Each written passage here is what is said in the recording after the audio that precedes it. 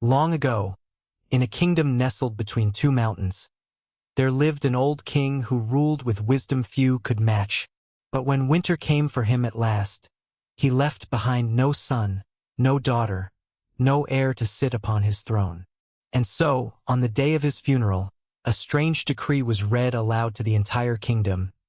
"Whoever wishes to be king," the letter said, "must climb the mountain of Verith, carrying the royal crown from the palace gates to the shrine at its peak. There is only one rule. The crown must never touch the ground. Not once, not for a moment. Whoever completes this journey shall rule the kingdom." It seemed simple enough, but there was one detail the people had not yet discovered. The crown was solid gold, and heavier than any man had ever lifted. Pause. Act 1, brisk, slightly theatrical. Word spread across the kingdom like wildfire. Within a week, the palace courtyard filled with contenders. Dukes, generals, wealthy merchants who had spent their lives lifting nothing heavier than a wine goblet, now determined to lift a throne. The first to try was a duke named Halvor, broad as an ox, who boasted he could carry twice his own weight. He hoisted the crown onto his shoulders with a grunt of confidence, and made it exactly 40 paces up the mountain path before his knees buckled and the crown crashed into the dirt. Disqualified. Next came a famous strongman from the eastern provinces, arms like tree trunks, who had once pulled a wagon out of a river with his bare hands. He made it further, nearly to the first bend in the path, before his arms gave out and the crown rolled down the slope, bouncing off rocks, as the crowd gasped. One nobleman tried to cheat, hiring 4 servants to walk beside him and quietly support the crown's weight with hidden poles. A sharp-eyed judge noticed the trick within minutes, and the nobleman was dragged away in disgrace, jeered by the very crowd that had once bowed to him. Days passed. Attempt after attempt failed. The crown remained undefeated, sitting in the courtyard, gleaming and mocking every man who dared to lift it. Far from the palace, in a small village at the base of the mountain, a boy named Arin sharpened tools in his father's old blacksmith shop. He was 17, thin from years of modest meals, with calloused hands and tired eyes. His mother lay sick in the room behind the forge, her medicine costing more with each passing month. Arin had heard about the crown, the mountain, the prize. He had no interest in being king. But the decree promised something else too, a purse of gold to any who simply attempted the climb honestly, to thank them for their courage. That gold could buy his mother's medicine for a year. So, on a gray morning, Arin walked to the palace, stood in a line of men twice his size, and asked to try.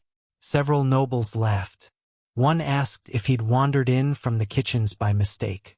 Arin said nothing. He simply lifted the crown. It was heavier than he imagined. His arms shook after only 10 steps. His mother's face flashed in his mind, and he gritted his teeth and kept walking. 20 steps. 40. His shoulders burned like fire. Sweat soaked through his shirt despite the mountain chill. The crowd that had gathered to watch began to grow bored, certain this scrawny boy would fall just like all the rest. He did not fall, but he was slow, painfully slow. By midday, he had climbed only a third of the way, far behind where even the failed attempts had reached before collapsing. Then, near a bend in the path shadowed by pine trees, Arin heard something, a faint, ragged cough.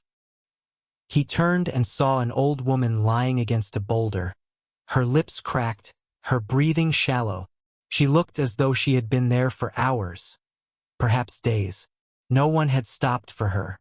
Dozens of climbers had passed this very spot, each one focused only on the crown, and the throne it promised. "Please," she whispered. "Water. Just a little water." Arin stood frozen. He knew the rule. The crown could not touch the ground. Not once. If he set it down to help her, even for a single second, his climb would be over. His mother's medicine, gone. Everything he'd endured that morning, wasted. He looked at the crown in his aching arms. Then he looked at the old woman's trembling hands. and Arin set the crown down in the dirt. He knelt beside the woman, lifted his water skin to her lips, and let her drink slowly. He tore a strip of cloth from his sleeve and wiped the dust from her face. He carried her, gently, into the shade of the trees, and sat with her until the color returned to her cheeks. "Thank you," she rasped, finally able to sit upright on her own. "You've given up the crown for a stranger." Arin gave a tired, hollow smile. "The crown was never really mine to begin with," he said. "But you were someone who needed help. That felt more real." He turned back toward the fallen crown, expecting nothing now but the long, humiliating walk back down the mountain. He reached out and lifted it from the ground, bracing himself for its familiar, crushing weight. But it was light, light as a woven basket, light as a piece of folded cloth. Arin nearly stumbled backward in shock. He turned the crown over in his hands, certain some trick had been played on him. But it was the same crown, the same gold, the same jewels catching the afternoon sun. The old woman rose slowly to her feet, and as she did, her posture changed. Her tired eyes sharpened.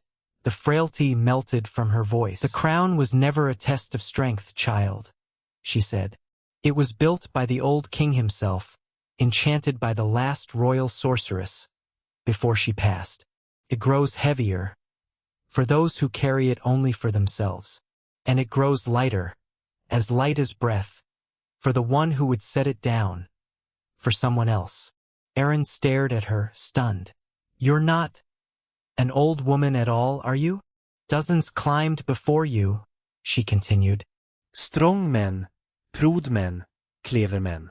Every single one walked past me, without a second glance. You were the first to set the crown down." Arin carried the crown the rest of the way up the mountain, and it never grew heavy again.